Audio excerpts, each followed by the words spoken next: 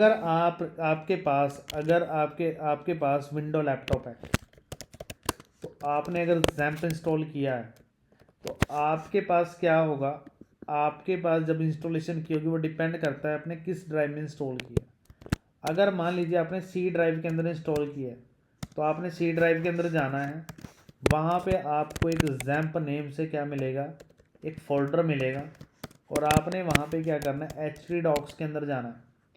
इस htdocs का मतलब होता है हाइपरटेक्स्ट डॉक्यूमेंट्स। यहाँ पे आपको एक एनी फोल्डर, किसी भी नाम से एक फोल्डर बनाना है, जो भी आप बना रहे हो। जैसे हम बेसिक्स सीख रहे हैं, तो आप बेसिक्स नाम से फोल्डर बना सकते हो, और इस फोल्डर के अंदर आप क्या कर सकते हो, अपनी कोई भी फाइल बना सकते हो, एनी फाइल, और उसकी जो एक्सटेंशन होनी चाहिए वो .php होनी चाहिए। ठीक है। इसी तरह अगर आप लिनक्स पे काम करते हो, तो आप मेरे से पूछ सकते हो स्पेशली मैसेज या आप व्हाट्सएप करके कि आप सर लिनक्स में कहाँ पे हमें ये फोल्डर मिलेगा htdocs का, तो मैं आपकी हेल्प कर सकता हूँ। अभी जैसे मैं मैक यूज़ करता हूँ, तो मैक में बता देता हूँ कि मैक में आपको वो चीज़ कहाँ मिलेगी। तो मैक में क्या होता है, हमारे पास एप्लीकेशन नाम से क्या होता है, एक ऑप्शन होता है फाइंडर के अंदर, यहाँ पे एप्लीकेशन नाम से, और यहाँ पे आपके पास जैम्प नाम से फोल्डर बनता है। जैम्प के अंदर जाते हैं और यहाँ पे मेरे पास htdocs है। सेम वही चीज़, वही फोल्डर हैं जैसे आपके विंडो में होता है। ऐसा कुछ भी नहीं है कि आपको डिफरेंट मिलेगा लिनक्स में, अब मैक में, PHP में। अब आप यहाँ पे अपनी चॉइस का कोई भी एक फ़ोल्डर बना सकते हो। जैसे मैंने फ़ोल्डर बनाया बेसिक्स, राइट। आप कुछ भी लिख सकते हो, day 1 रख सकते हो, day 2 रख सकते हो, आप इसके अंदर कुछ भी बना सकते हो। अब आप लोगों ने क्या करना है, अपने VS कोड ओपन करना है, और आपने फाइल में जाना है। यहाँ पे आपके पास ओपन फोल्डर का ऑप्शन है। आप इसी तरह अगर विंडो ऑपरेटिंग सिस्टम के अंदर हो, तो आपने सी ड्राइव के अंदर जाके जैम्प के अंदर जाके उस फोल्डर को ओपन करना है। जैसे अभी मैं मैक यूज़ कर रहा हूँ, तो मैं एप्लीकेशन के अंदर जैम्प के अंदर जा रहा हूँ, htdocs, और मैंने यहाँ से बेसिक्स नाम से जो फोल्डर बनाया था उसको मैंने ओपन कर लिया। अब ओपन करने के बाद अब आपको यहाँ पे क्या करना है, अपनी फाइल्स बनानी है।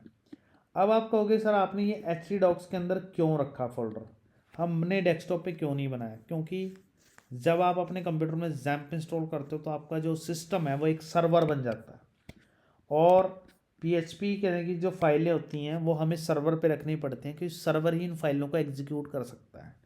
अगर मैं अपनी फाइल्स को HTML की तरह कहीं पे भी रखूँगा, और जब मैं डबल क्लिक करके उसको चलाऊँगा, तो वो फाइल चलेगी नहीं। मैं भी आपको चला के भी दिखाऊँगा। अगर मैं डायरेक्ट चलाऊँगा, तो वो मुझे सर्वर के थ्रू ही चलती है। अभी मैं यहाँ पे एक फ़ाइल बनाता हूँ। जैसे मेरी फ़ाइल का नाम है first.php। एलिफेंट जो है सिंबल वो PHP का है। अब यहाँ पे जब भी आपने PHP को शुरू करना है, तो PHP, और यहाँ पे ये सिंटैक्स है PHP को शुरू करने के लिए। अब आप यहाँ पे क्या करोगे, जैसे सी लैंग्वेज के अंदर प्रिंट होता है, सी प्रोपर्स के अंदर सी आउट होता है, जावा के अंदर system.out.println होता है, और जावा स्क्रिप्ट के अंदर console.log होता है। इसी तरह PHP के अंदर अगर आपने कोई भी हेलो मैसेज प्रिंट करना है, उसके लिए हम इको का यूज़ करते हैं। जैसे मैंने हेलो लिखा और सेमीकोलन लगा दिया, और अगर आपको यहाँ पे डॉट दिखाई दे, इसका मतलब आपकी फ़ाइल सेव नहीं है। जैसे ही आप Ctrl+S करोगे तो डॉट चलेगी, इट मीन्स आपकी फ़ाइल ये सेव हो चुकी है। अब अगर मैं इस फाइल को आपको डायरेक्ट एग्जीक्यूट करके दिखाऊं, आप भी अपने सी ड्राइव के अंदर, जैम्प के अंदर, htdocs के अंदर जाके, बेसिक्स के अंदर जाके इस फाइल को एग्जीक्यूट करके देखना। जैसे मैंने इसको क्रोम ब्राउज़र के अंदर एग्जीक्यूट करने की ट्राई करी, तो आपके पास कुछ भी नहीं आया। तो ये फाइल, हमारा ब्राउज़र इस कोड को नहीं समझ पाया, कोई भी आपको आउटपुट नहीं आएगी। रीज़न क्या है, हमारा ब्राउज़र PHP नहीं समझता, हमारा ब्राउज़र सिर्फ HTML CSS समझता है। दुनिया का कोई भी ब्राउज़र, कोई भी डायनेमिक लैंग्वेज इसको नहीं समझ सकता। अब बात करते हैं इसको रन कैसे करेंगे। ये लाइव सर्वर से रन नहीं करनी, आपने अपना क्रोम ब्राउज़र ओपन करना है। ठीक है, आपने यहाँ पे लिखना है लोकल होस्ट। मैंने तो अपना पोर्ट नंबर चेंज किया हुआ है अपाचे का, तो आप लोगों ने सिंपल क्या करना है, यहाँ पे लिखना है लोकल होस्ट / आपके फोल्डर का नाम बेसिक्स। आपने ध्यान रखना है कि आपके जो फोल्डर का नाम है वो एज इट इज़ होना चाहिए, जो आपने अपने जैम्प htdocs के अंदर बनाया है। तो ये देखो, जैसे फोल्डर का नाम है बेसिक्स, तो आपका जो फोल्डर का नाम है सेम होना चाहिए। उसके बाद नेक्स्ट आपकी फ़ाइल का नाम, जैसे मेरी फ़ाइल का नाम है first.php, और आप एंटर कर दोगे आपकी फ़ाइल चल पड़ेगी। बाय डिफ़ॉल्ट जो लोकल होस्ट होता है उसका मतलब होता है दिस पीसी, यानी इस सर्वर की बात हो रही है। और बाय डिफ़ॉल्ट जो अपाचे होता है उसका पोर्ट नंबर 8080 होता है। बट मैंने ड्यू टू मेरे पास मैंने पोर्ट नंबर चेंज किया क्योंकि मेरे अपाचे में प्रॉब्लम आ रही थी, इसलिए मैंने पोर्ट नंबर चेंज कर दिया था। अगर आप लोगों का भी अपाचे ना चले तो मैं आप लोगों का पोर्ट नंबर चेंज करना सिखा सकता हूँ कि कैसे करना है। अब मैं यहाँ से एंटर करता हूँ, तो जैसे ही मैंने एंटर करा तो देखो मेरे पास यहाँ पे हेलो आउटपुट आ गई। जो मेरी PHP वो फाइल मैंने बनाई है वो एग्जीक्यूट होगी। अब अगर मैं यहाँ पे राइट क्लिक करके यहाँ से आप लोगों को एक मिनट रुको, राइट क्लिक करके अगर मैं यहाँ पे व्यू पे सोर्स दिखाऊं तो आपको कोई भी आपका PHP का जो कोड आपने उस फाइल के अंदर लिखा है वो कुछ भी नहीं दिखेगा, क्योंकि जो ये फाइल है ये अपाचे सर्वर से रिक्वेस्ट किया आपने और वहाँ पे ये सॉल्व होके आ रही है, सिर्फ आपको कंटेंट भेज रहा है। जैसे मैंने आपको थ्योरी लेक्चर में बताया था कि आप किसी भी फाइल की रिक्वेस्ट करते हो तो वो अपाचे सर्वर से एग्जीक्यूट होके आती है और आपको रिस्पॉन्स देती है। इसी तरह मैं आपको कुछ एक नया मैसेज यहाँ पे लिख के दिखाता हूँ। PHP लैंग्वेज के अंदर आप सिंगल कोट्स का भी यूज़ कर सकते हैं। जैसे मैंने लिखा है यहाँ पे how are you semicolon, और जैसे ही मैं इसको यहाँ से रन करूँगा तो देखो यहाँ पे हेलो हाउ आर यू हमारे पास आउटपुट आ गई। ठीक है जी। अब ये सेम लाइन में आ रहा है, मैं चाहता हूँ ये नेक्स्ट लाइन में आए, तो उसके लिए आपको स्लैशन लगाने की ज़रूरत नहीं है। आप लोगों को बाकायदा पता होगा कि एक BR टैग होता है। BR का मतलब होता है ब्रेक, पता होगा ना आप लोगों को। अब जैसे सर इसमें सिंगल कोट और डबल कोट दोनों चल जाते हैं? बिल्कुल, बट थोड़ा सा डिफरेंट मीनिंग है, वो मैं बताऊंगा। देखो यहाँ से मैंने ब्रेक लगाया तो वो नेक्स्ट लाइन हो गया, स्लैश एन नहीं चलता इसमें। अगर मैं व्यू पे सोर्स करूँगा तो देखो PHP इतनी समझदार है, उसको ये पता है कि मुझे BR टैग को अपना वहाँ पे PHP में एग्जीक्यूट नहीं कराना, क्योंकि BR टैग ब्राउज़र समझता है तो मुझे ब्राउज़र को दे देना है। मेरी हेडक नहीं है, ये ब्राउज़र ही खुद अपने आप हैंडल कर लेगा। और उसने वही टैग भेजा जो कि मतलब कि हमें हमारे लिए इम्पोर्टेंट नहीं है, एंड यूज़र को पता लग जाए कोई दिक्कत नहीं है। अब इसका मैं एक एग्जांपल और लेता हूँ। मान लीजिए मैंने यहाँ पे एक वेरिएबल डिक्लेयर करा, डॉलर से वेरिएबल बनता है, इस वेरिएबल का नाम है $A=12, और मैंने यहाँ पे एक लॉजिक लगाया इको, और यहाँ पे मैंने लिखा ब्रेक टैग, और यहाँ पे लिखा मैंने यहाँ पे value is $A semi colon, right.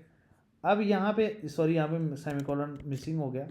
अब देखो यहाँ पे आउटपुट में होगा क्या, जैसे ही मैं रन करूँगा उसने वैल्यू प्रिंट कर दी वैल्यू इज 12। बट अगर मैं यहाँ से व्यू पे सोर्स करूँ तो देखो उसने यहाँ पे $A को नहीं दिखाया। उसको पता है कि मुझे सिर्फ वही दिखाना है जो कि मेरे लिए इम्पोर्टेंट नहीं है, जो सिर्फ टेक्स्ट दिखाना है, और वही चीज़ इसने यहाँ पे दिखाई, और यहाँ पे वो हिडनेबल है। इसी तरह अगर मैं यहाँ पे एक वेरिएबल बनाता हूँ B=2, अब मैं यहाँ पे एक लॉजिक लगाता हूँ $C=$A+B। ठीक है, डॉलर से वेरिएबल बनता है तो दोनों नंबर का ये सम करेगा और $C के अंदर डाल देगा।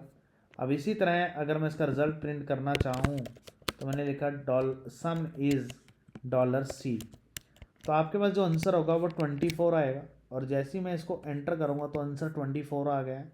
और जैसे ही मैं यहाँ से व्यू पे सोर्स करूँगा तो आप देख सकते हो ये डायनेमिक लैंग्वेज है, आपको कुछ भी यहाँ पे दिखाई नहीं दे रहा जो आपने लॉजिक लगाया था।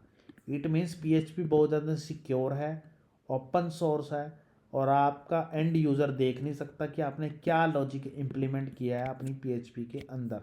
That is the beauty of PHP। तो ये तो एक बेसिक चीज़ है, आप इसका नोट डाउन कर सकते हैं, फ़ोटो ले सकते हैं, देख सकते हैं कि इसको कैसे करना है। और एक चीज़ और देखो, जैसे गीतिका ने क्वेश्चन किया है कि सर सिंगल कोट और डबल कोट का क्या मीनिंग है। अगर मैं यहाँ लिखता हूँ सिंगल कोट तो यहाँ पे देखो आपको डिफरेंस नज़र आ रहा होगा। डबल कोट यूज़ करते हो तो आप कोई वेरिएबल यूज़ करते हो तो उस वेरिएबल की वो वैल्यू प्रिंट करेगा, बट अगर आप सिंगल कोट यूज़ करते हो और किसी वेरिएबल को उसके अंदर एक्सेस कर रहे हो तो वो उसको प्रिंट कर देगा एज इट इज़, उसकी वैल्यू को प्रिंट नहीं करेगा। तो देखो सिंगल कोट से यहाँ पे $C आ रहा है, और जब आप $C लगाओगे तो सम इज़ यहाँ पे 14 आ रहा है। So that is the difference between की single quote and double quote. तो मैं आज का लेक्चर यहीं तक ही कर रहा हूँ, बिकॉज आप लोग इसको करके देखो, एक बार इम्प्लीमेंट करके देखो कि चीज़ें कैसे काम करती हैं। प्लस जाते जाते मैं आपको कुछ इसमें नई चीज़ें बता जाता हूँ कि जैसे सर मतलब जब भी वैल्यू को इनिशियलाइज कराना है तो डॉलर साइन आगे लगाना है। हाँ, अगर डॉलर का आप मतलब होता है इनको वेरिएबल बना निकालना है लो, तो इको यूज आप करनी है। एक ही जगह कुछ भी लिख सकते हो, ठीक है। नहीं बट वो तो समझ लगी, वेरिएबल तो हम कोई भी ले सकते हैं, लेकिन सिंबल जो है इनिशियलाइजेशन का वो डॉलर है ना। बिल्कुल डेटा टाइप्स का। अब अगर आपने वैल्यू प्रिंट करने तो डबल कोट यूज़ करके इसके अंदर लिख सकते हो। अगर आपको वेरिएबल प्रिंट करना तो सिंगल कोट है तो वो वेरिएबल प्रिंट नहीं होगा, ठीक है। अगर आपको ये जानना है कि मेरा डॉलर जो ए है वो किस कैटेगरी का वेरिएबल है, तो इसके पास एक फंक्शन होता है वैर डंप। वैर डंप से हमें पता लगता है कि इसका डेटा टाइप क्या है। जैसे ही मैं एंटर करूँगा तो देखो ये बता रहे हैं ये एक इंटीजर है, राइट। इसी तरह मैं अगर यहाँ पे एक वेरिएबल बना लेता हूँ, मान लीजिए मैंने वेरिएबल चंडीगढ़ नाम से बनाया और इसके अंदर लिखा पंकज, और अगर मैं इस वेरिएबल का डेटा टाइप जानना चाहता हूँ क्या है, तो वैर डंप से मैं जान सकता हूँ कि इसका डेटा टाइप क्या है। तो ये बताएगा ये एक स्ट्रिंग है, ये देखो, समझ में आया।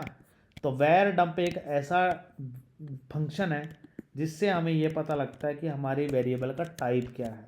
इसी तरह मैं यहाँ पे एक वेरिएबल ले लेता हूँ अम्बाला, और यहाँ पे मैंने वैल्यू डाली दिस वन, और अगर मैं यहाँ पे वैर डंप लगाऊँ और ये यहाँ पे चेक करूँ तो ये बताएगा इसका जो डेटा टाइप है वो क्या है, कंट्रोल एस, और जैसे ही मैं रिफ्रेश करूँगा तो ये बताएगा ये एक फ्लॉट वेरिएबल है। आगे बात मेरी समझ में मैं क्या कह रहा हूँ, हाँ जी। इसी तरह अगर मैं एक वेरिएबल और बना लेता हूँ, यहाँ पे मैंने लिखा टी और यहाँ पे सिंगल कोट में मैंने लिखा डब्ल्यू, तो ये नहीं है कि ये इसको करैक्टर बताएगा, क्योंकि सिंगल कोट किस लिए होता है, करैक्टर के लिए होता है, तो ये इसको स्ट्रिंग ही बताएगा। इसमें कोई करैक्टर नाम का डेटा टाइप नहीं होता पीएचपी के अंदर। ये एक सिंपल स्ट्रेट फॉरवर्ड लैंग्वेज है एंड ईजी टू लर्न है। अब अगर मैं यहाँ पे इसको रन करूँ तो ये देखो ये इसको भी स्ट्रिंग ही बताएगा। अब अगर आपने यहाँ पे कुछ भी इनको प्रिंट कराना है तो आपकी चॉइस है, तो वही सेम तरीका है, ऐसा नहीं है डिफरेंट है। जैसे लिखा मैंने माई नेम इज़ $CHD, तो आप रन करोगे तो देखो ये मेरा नाम प्रिंट कर देगा यहाँ पे।